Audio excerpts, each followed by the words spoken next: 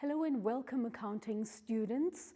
In today's lesson, we are going to be focusing on partnerships, analysis, and interpretation. So just as I remind you at the beginning of every lesson, please make sure you're working with me. And in order for you to be able to work with me, obviously you need pen, paper, and your calculators in front of you. So let's get started. Right, now when we talk about analysis and interpretation, obviously we're referring to ratios, financial indicators. But why do we prepare ratios and financial indicators? Why is it necessary to do this comparison? So have you ever thought about how does ratio analysis and comparing previous and current financial statements assist a business in making important financial decisions? Why is it necessary to do this comparison? So that is what we're looking at in today's lesson, and obviously specifically in terms of a partnership. Right, now in terms of what we've done already, obviously we focused on unique transactions affecting a partnership. We then moved on to ledger accounts, final accounts. We looked at the preparation of financial statements. How does it change from a sole trader to a partnership? However, in each aspect of this concept map, there was a bit of analysis and interpretation. So again, that's where our focus is, where we've now prepared our financial statements and we are now ready to analyze, look a bit at the financial statements, look a bit closer at our financials. Right, so let's move on. Some of the key words in today's lesson that you may come across or I may talk on: risk and gearing, very, very important. Remember, opening a business, investing capital, there is obviously a certain degree of risk that the partners are taking.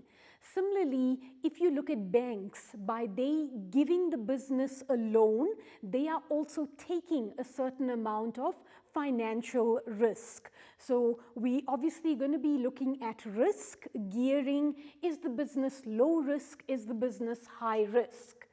Then the next important concept, the word return.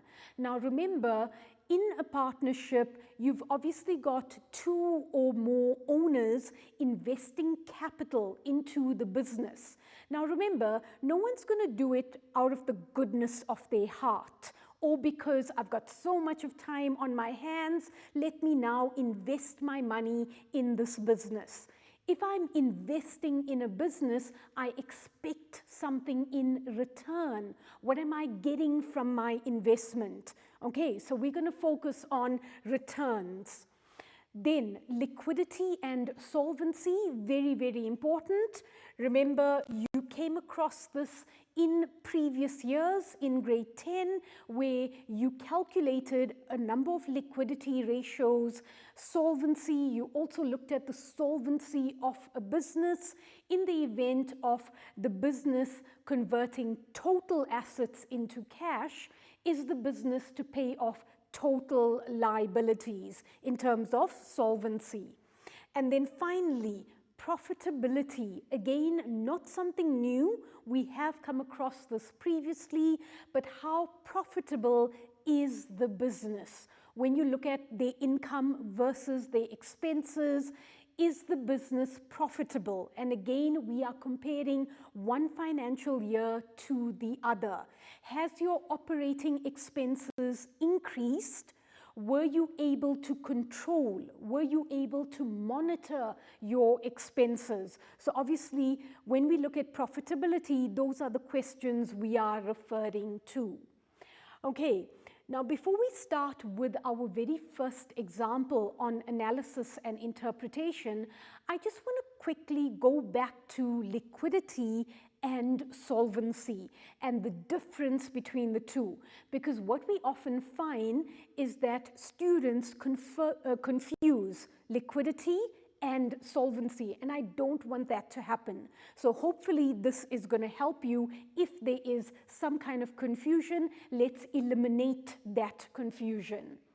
Right, now when we talk on liquidity, when we talk about liquidity, remember, liquidity is the ability of the business to pay off its short-term debts. So when we talk about short-term debts, we are obviously referring to your creditors, we're referring to your bank overdraft, short-term debts. So is the business able to pay off its short-term debts after converting short-term assets into cash? Now remember, short-term assets, we're obviously referring to your stock. We're referring to debtors. We are referring to obviously your bank account, petty cash, cash float. That makes up your short-term assets. So when I convert my short-term assets into cash, am I able to pay off my short-term debts or my short-term liabilities? Okay. Right, what then is solvency? Now remember, solvency is still the ability to pay off, but this time total debt or total liability after converting total assets into cash. So here we are looking at all your debts, all your liability. The word total, current and non-current, your total debt, right? After converting total assets into cash. Or one may see it as, do you have enough total assets to cover total liabilities? So please make sure, guys, you take note of the difference between the two, liquidity and solvency. There is a difference, and often this is tested in your exams. Okay, right, let's carry on now with our very first exercise. So let's go straight into an exercise. Again, work with me, make sure you understand the calculations. The best way to understand is by working and writing down the calculations as I explain. Right, so for our first example, we are given information, right? It's given from KT Tech, and we are asked to answer the questions. KT Tech stocks electronic equipment such as cell phones and tablets. So they're giving us a bit of information about the stock that this business sells. Okay, from the information given, I notice I'm given the current ratio, asset test ratio, debtors collection period, creditors payment period, as well as current liabilities. Right, so immediately I notice I am given a whole lot of liquidity ratios. Okay, so I'm given liquidity ratios for 2021, which is the current year, as well as 2020, which is the previous financial year. So that is the information, that is the table presented to me. Okay. Right, so let's look at our very first question. Calculate the inventory amount for 2021. Inventory, obviously your trading stock. What is the trading stock figure for 2021? So let's go back to our information that is given to us, right? So looking at the information at the bottom, can you see I've got my current liability given to me? Obviously, there's no current assets. However, I am given the current ratio as well as the asset test ratio. So I'm going to use this information to now calculate inventory. Right, so let's now go to our answer sheet. There's two ways in which you could do the calculation. I'm going to show you both methods. You decide which method you prefer. So the first method is where I'm going to calculate what is my current assets with stock. Okay, so what is my current assets with stock?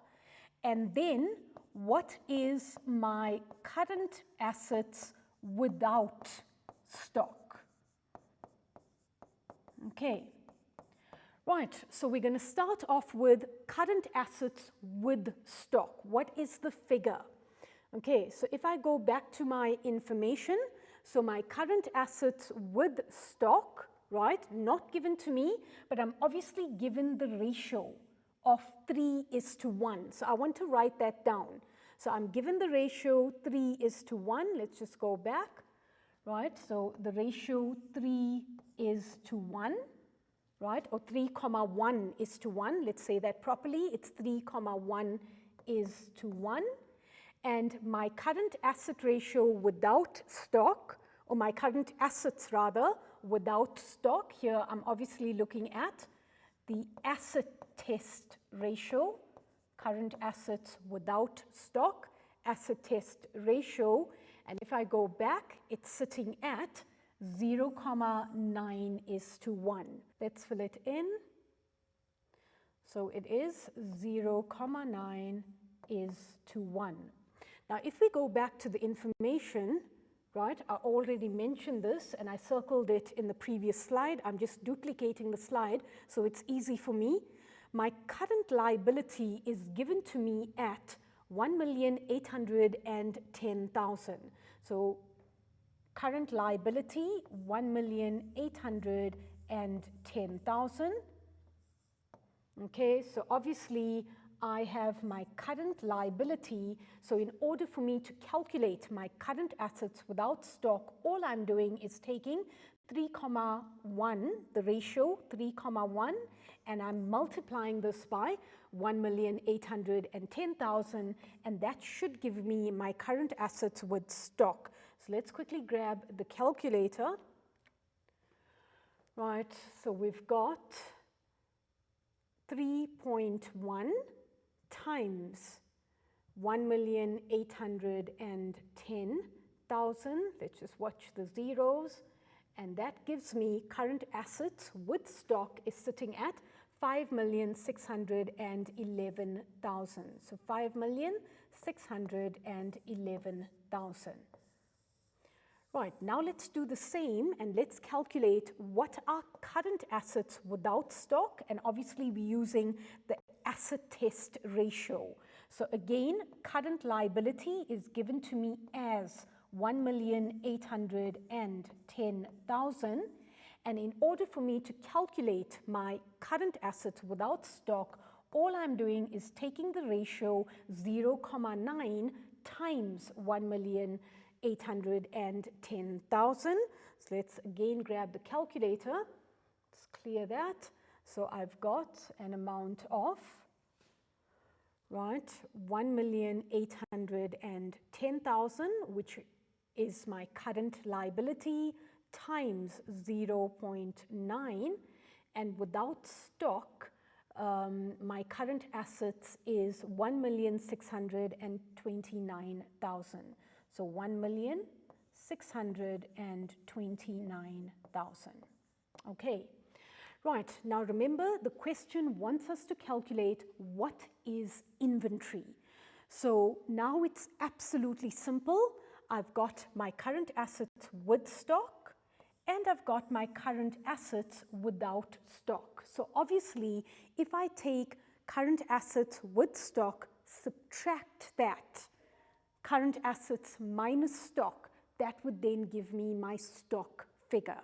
So looking at your inventory amount, so again, I need my calculator. Let's quickly grab that, right? So I'm taking current assets with stock, 5,611,000 minus 1,629,000, and that gives me a stock value of 3,982,000. So let's fill that in, 3,982,000.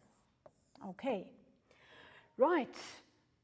As I mentioned earlier on, there are different ways in which you could do this calculation. I've used one method, The other method, quite simple. I'm going to get the exact same answer. So let me just go back to the information because I don't have space to write on that page or on that screen.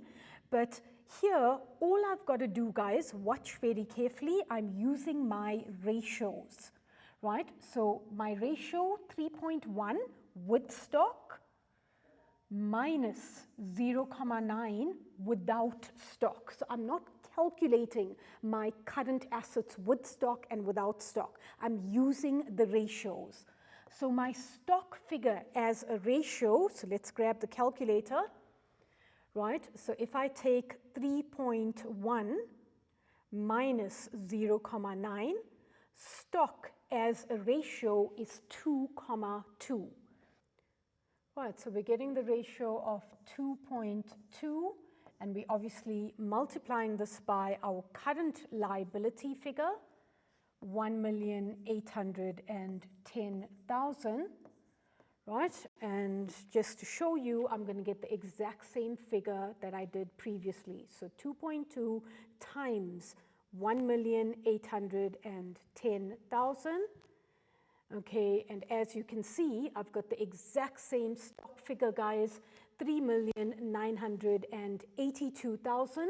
So if we go back to our previous slide, let's just quickly go back. As you can see, 3,982,000. So I'm getting the exact same answer.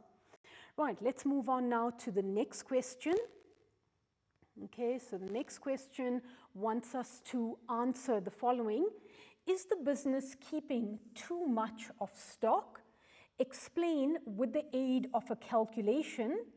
Also explain the dangers of overstocking. Okay, so in the previous question, we calculated the amount of stock the business has on hand at the end of the year. They are now asking us, is the business keeping too much of stock? Explain with a calculation. Now, you can either refer to the current ratio, or you can compare the current ratio and the asset test ratio and work out the percentage of stock that is on hand compared to current assets. So that's what I want to do. I want to work out the percentage because now I'm showing a calculation. Right, so if we go back to our previous question, let's just quickly pull out the calculator. Remember, our stock was 3,982,000. So 3,982,000. If we now divide this by total current assets, right, with stock, so I'm just going to go back to the calculation on the previous slide. Let's just quickly find that. There we go, should be this one here. 5,611,000, so I just need that figure, 5,611,000. Right, this will give me the percentage of stock in comparison to total current assets. You guys got that? Total current assets, what is the percentage of stock? Right, so let's grab our calculator to work out this percentage.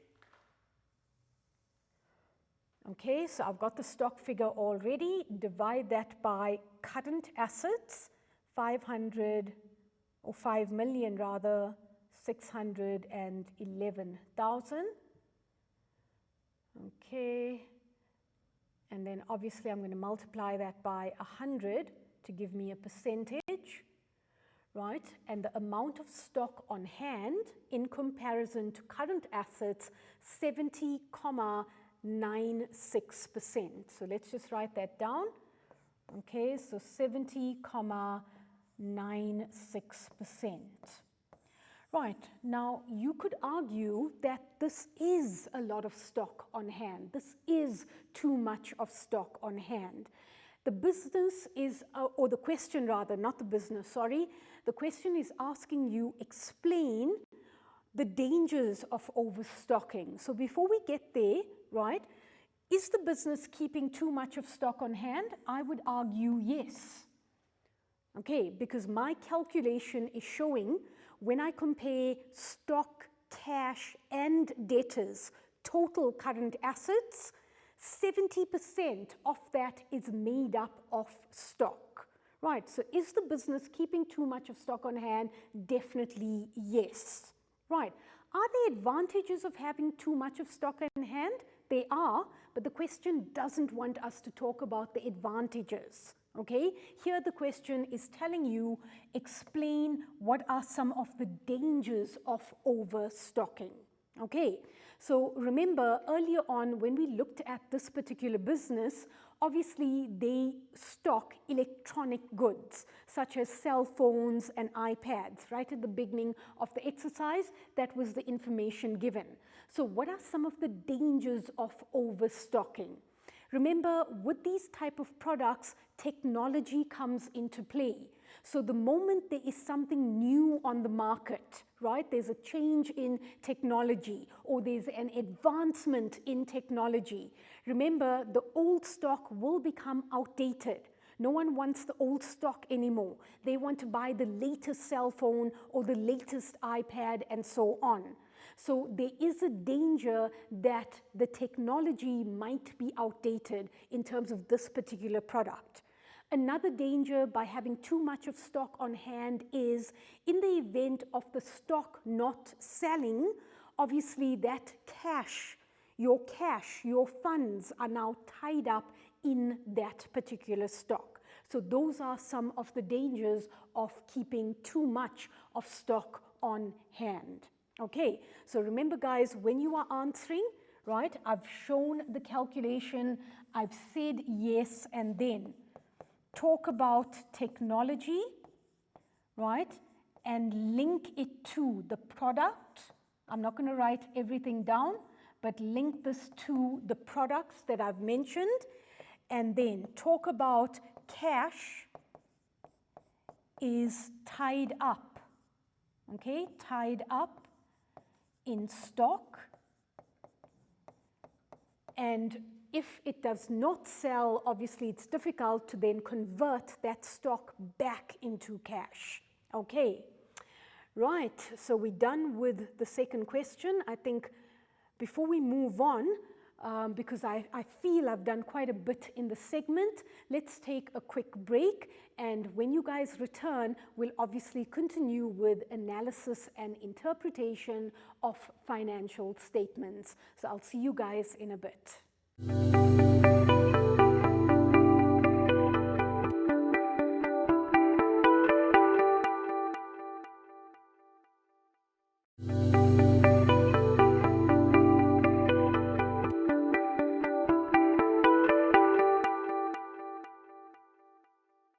Welcome back, accounting students. Before the ad break, we were obviously looking at KT traders. We are doing a bit of analysis and interpretation, and thus far, the questions have been revolving around stock. Let's now move on to the next part of the question. Right, so the next question, Tylo, a partner, let's quickly grab a pen before we carry on. So Tylo, one of the partners, is concerned that the business may experience liquidity problems in the near future. You agree with him. So the question is not giving you an option to agree or disagree. They're telling you you agree with Tylo. Discuss by referring to relevant ratios. So let's go to the information. Right, and one more time, let's re-look at the liquidity ratios given. So remember, we've already looked at the current ratio and the asset test ratio, and in our previous question, we established that the business is keeping too much of stock on hand. Can that relate to liquidity problems in the near future? Yes, it can, because remember, in the event of the stock not selling, you are now sitting with the stock, right? Sitting with a whole lot of electronic gadgets, and you want to convert that stock into cash. But if it's not selling, you sit with that stock. So that could create cash flow problems in the future. So I can obviously use the current ratio and the asset test ratio as part of my answer. So going back to the question, let's just go back a slide, right? So looking at the current ratio and your asset test ratio. So current ratio and the asset test ratio, okay? The business is keeping too much, the business is keeping too much of stock,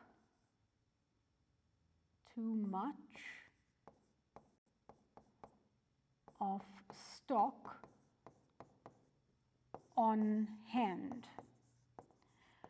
Right, and you can further explain that having too much of stock on hand can relate or can result in cash flow problems in the future if that stock is not sold. Quite a bit for me to write, but I know you guys are following, you are paying attention. Right, let's go back to the next set of ratios that's given to us.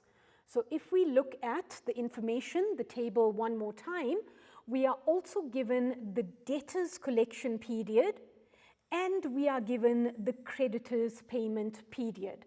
Now, if we examine the debtors collection period 2020 compared to 2021, we notice, right, last year our debtors were taking 33 days to pay.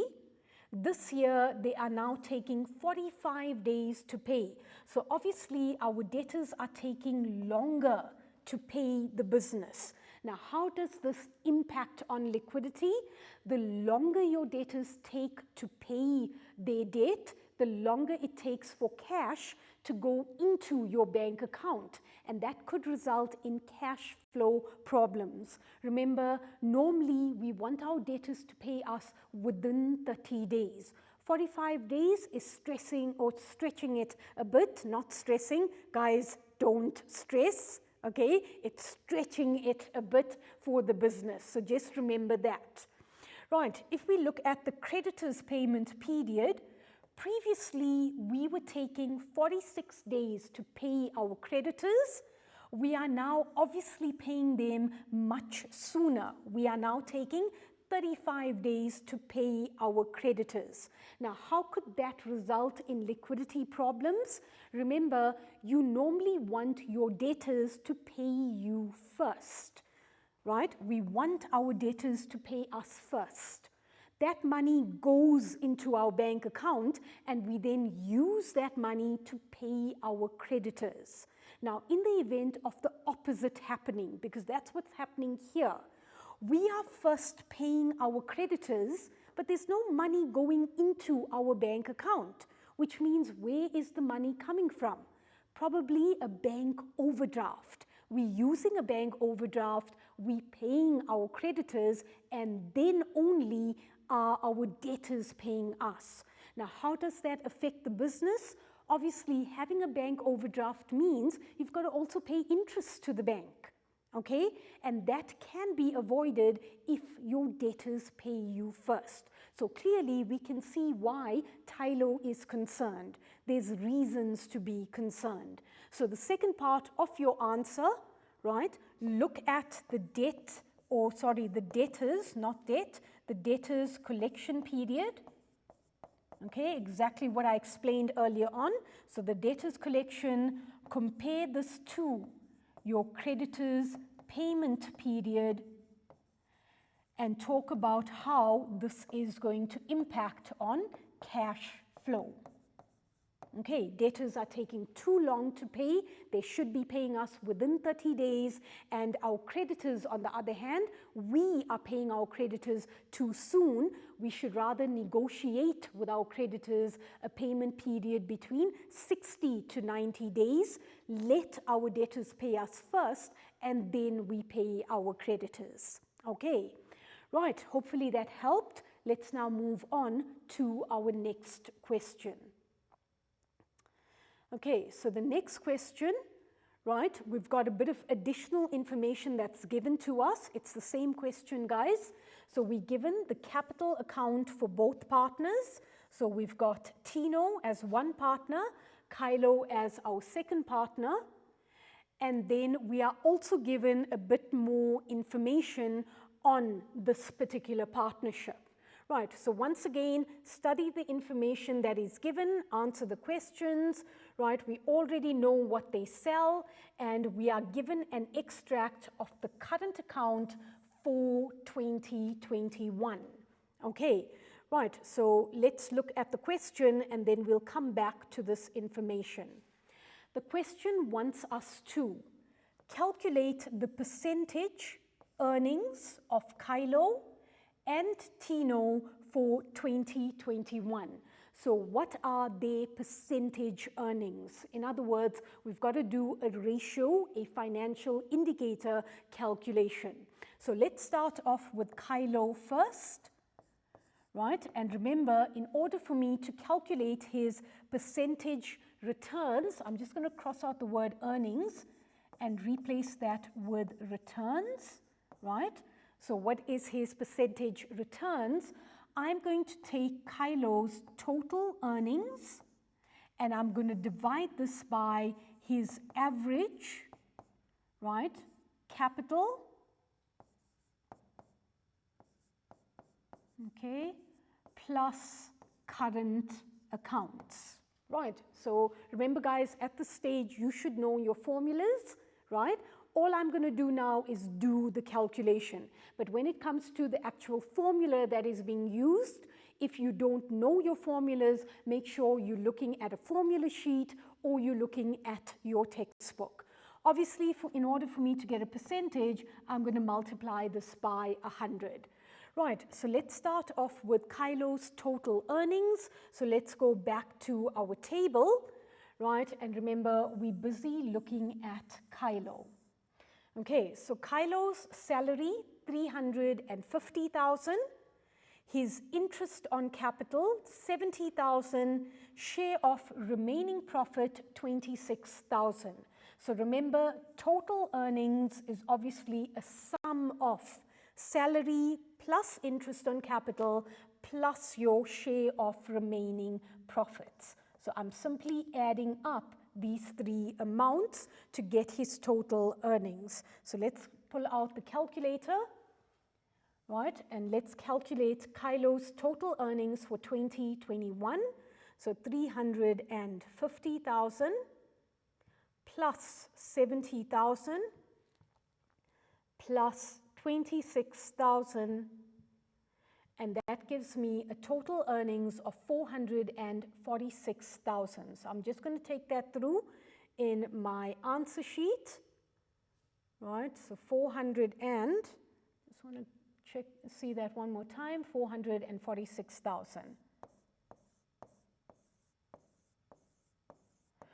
Right, now comes his average capital and current account. Remember, when we say average, we're looking at 2021 plus 2022 capital and current account divided by 2. That gives us average. So if you want to show your calculation, which you should, we're looking at half of his capital. Let's go back to the information, right? So on the previous page, so Kylo's capital at the beginning of the year, 1,400,000, and because he decreased his capital by 100,000, his balance at the end of the year is 1,300,000. So remember, I need his balance at the beginning of the year and at the end of the year for this calculation. So let's go back to our answer sheet. So we've got 1,400,000 plus 1,300,000. Okay, right, then I need his current account balance. So looking at the information given, current account at the beginning of the year, it's a positive 4,500. but his current account at the end of the year, can you see it's in brackets? So obviously, guys, it's a negative 2,000. So let's fill that in. So we've got positive 4,000, or was it 4,500? Let's quickly check. It was 4,500. So plus 4,500, but we're going to minus the negative balance of 2,000. Okay, so minus 2,000. Okay, right, so let's now continue with the calculation. So quite a bit of calculation here for us to do, but we should be able to complete this together. So I just want to clear my screen. 1,400,000. Okay, we adding 1,300,000. Okay, then we also adding 4,500. Just fix that. Minus 2,000, and because we need an average, remember we have to divide this by 2. Okay, so that gives us his average equity, Tylo's average equity, 1,351,250. So let's just write that down because I'm going to forget. 1,351,250. So 51, just go back. 51,250. Okay, just grab that one more time. 1,351,250, correct. Okay, right, so now what's left for me to do is just to work out the percentage, which should be not too difficult to do. I'm going to write on this side of the screen, guys. Hopefully you are following. So let's just clear that. So we've got 446,000, right? We're now dividing this by 1,351,250. Okay, and remember we're multiplying it by 100 because we want a percentage, and that gives us 33%. Okay, so 33,01 if you're rounding off to the second decimal, or you can just keep it as 33%. So that is his return on capital. Okay, right, now I haven't finished the question, but what I want to do is let's take a quick break, and when you guys return, we'll continue with the calculation of the percentage return for Tino. Okay, so you guys go for a quick stretch, and then when you return, we'll continue.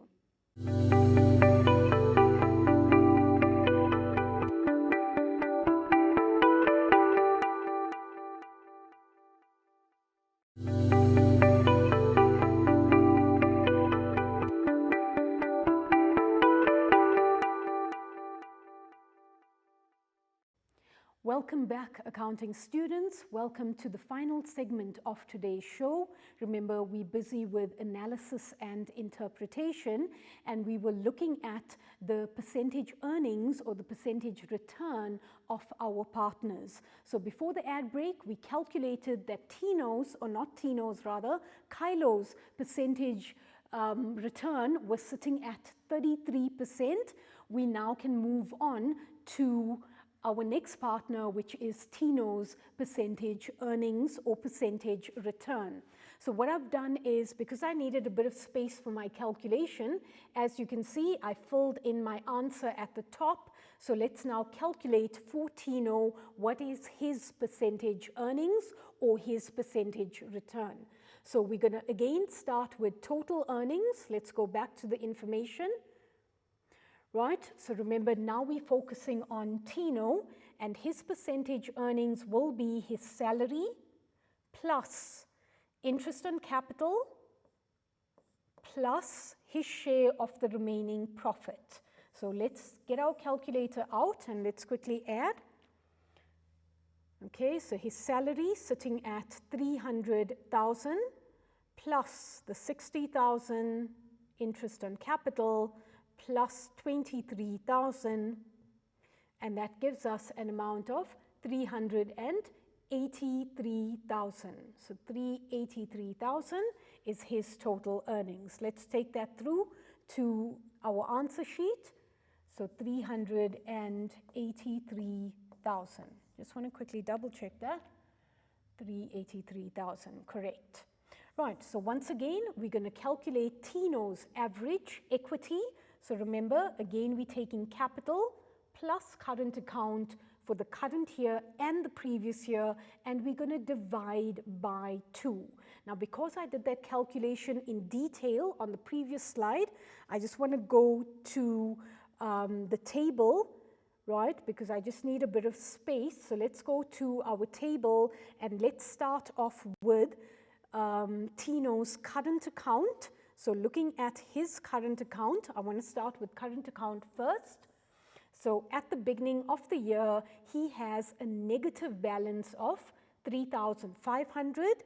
At the end of the year, a positive 5,000, right? So my calculation, negative 3,500 plus 5,000, right? Let's look at his balances in terms of capital. So looking at Tino, at the beginning of the year, his capital balance is 500,000. I just want to enter that in. So plus 500,000, right? And then at the end of the year, he contributed an additional 600,000. So his balance at the end of the year is 1,100,000. So let's take that through, right? Let's take that through.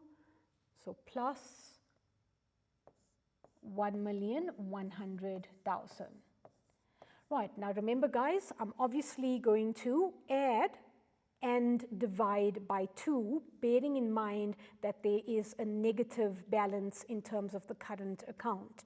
So let's get the calculator out, right? So I'm going to start off with my capital balances first. Doesn't really matter where you start. So 500,000 plus 1,100,000, right? Then I've got plus a positive 5,000 and obviously minus the negative 3,500. Okay, I'm just checking that I am using the correct amounts. That's fine. Okay, and remember I need an average, so I'm going to divide this by 2, and Tino's average equity is 800,750. So let's take that through into our answer sheet. So 800, and I've forgotten 800,750. Back.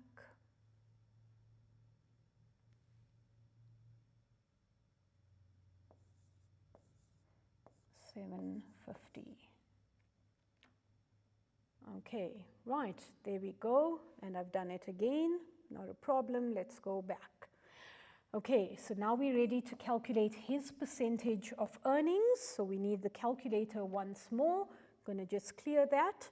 So total earnings 383,000 divided by 800,750. Okay, I'm going to multiply this by 100, and that gives me an amount of, or a percentage rather, 47.83% or 47.8%. Okay, so 47.8%. Okay.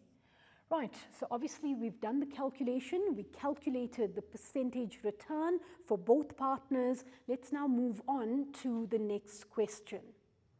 Right, so our next question, should the partners be satisfied with their returns? Right, so let's quickly rewrite the answers that we had from the previous page. So Kylo 33, Tino 47, I just want to fill that in. Right, so we've got Kylo. Okay, Kylo 33%, and Tino, his percentage was 47.8%. Okay, so 47.8%. Right, now will they be satisfied? How do we go about answering this question? Now remember, as an investor, right? I'm a partner, I've invested in a business, I obviously expect a certain return. What am I getting out of my investment? Now, if I've got 500,000 or I've got R1,000,000, I've got various investment options. I could choose to play it safe, take my money and invest it in a bank. Every month I'm earning interest on that investment. I could take my money, invest it in property. Every month I'm receiving rent from the property if I let out that property, and obviously that value of property will increase in time. Hopefully that will happen. So as an investor, you've got various options. Now, if you look at our two partners, Tino and Kylo, they decided to invest their capital or invest their funds into a business. So should they be satisfied with their investment? How are we going to go about answering this? We are going to compare this to alternate investment, right? And in most cases, the alternate investment that your examiner or your teacher is looking for is a fixed deposit. Okay, so remember, at the moment, and if I look at the banks at the moment, okay, they could offer you 8%, right, anywhere between 8 to 10%. I don't think you're going to get more than 10%.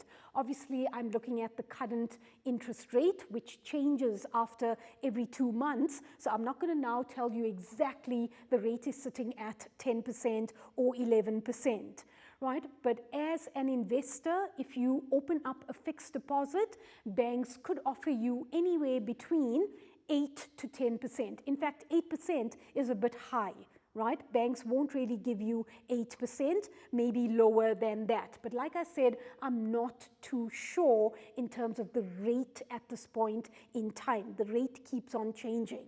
Now, if you look at their percentage return, 33%, 47%. Can you see it's obviously much higher than what the banks are offering? So if the bank is offering you 8%, right? The business, on the other hand, the return that you're earning from investing in the business is 33%, right? For Kylo, Tino, on the other hand, 47.8%. So should they be satisfied with their return? Definitely. Okay, they definitely should be satisfied with their return because it's much higher than what they would get if they invest their money in a fixed deposit, which is your alternate investment. Okay, right guys, hopefully you got that. We don't have much time. Let's see how much of the next question we can complete. Right, so we've got the exact same business, but we've got new set of ratios that's given to us. We've got the debt equity ratio given, return on total capital employed, as well as interest on loan. So like I said, we don't have much time, but let's see what we can answer. Okay, the very first question, we've got the debt equity ratio has improved from 2020 to 2021. Provide two possible reasons for the improvement. Right, and I don't think we're going to be able to do much or write down the answer, so I'm just going to quickly explain. So the debt equity ratio, if we compare 2020 to 2021, we can clearly see that there is an improvement. Right, now what could cause this improvement? Obviously, if you paid back your loan, a certain portion of the loan, there would be an improvement in the debt equity ratio. If the partners invested more capital into the business, this could also result in an improvement in the debt equity ratio. Okay, right guys, I'm afraid that's all time, or that's the amount of time that we had. Unfortunately, we cannot continue, but just very quickly to summarize, please make sure, guys, you know your ratios. Very, very important that you know the calculations and you are able to analyze and interpret that information. That is very, very critical, right? So that's all we have time for in today's lesson. Hopefully you guys benefited from today's show. I'm looking forward to seeing you again. Until the next time, God bless, stay safe, and keep practicing.